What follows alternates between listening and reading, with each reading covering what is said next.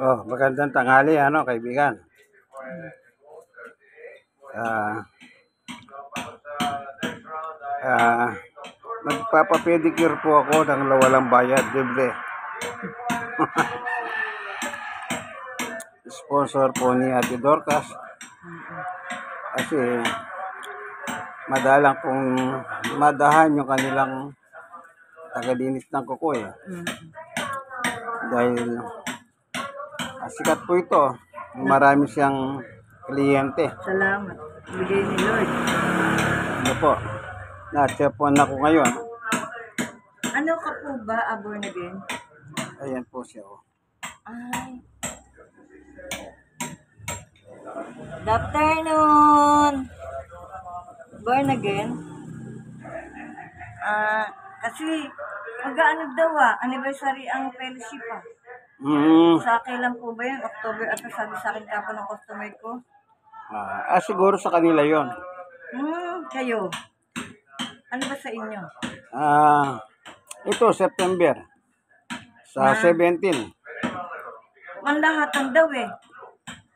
Ibang grupo yun kung gano'n. Sabi daw panlahatan madami daw eh.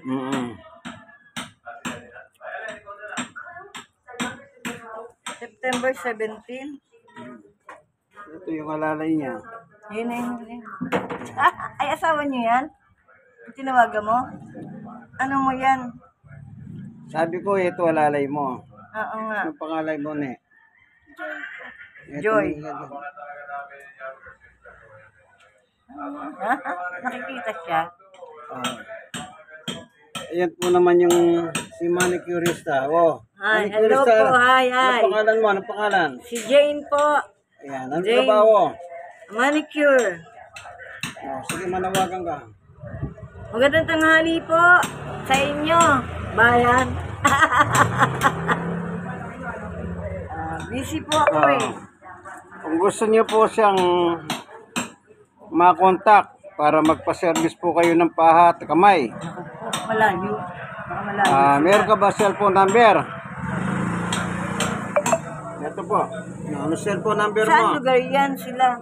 Sige. Ano cellphone mo? Sabihin mo.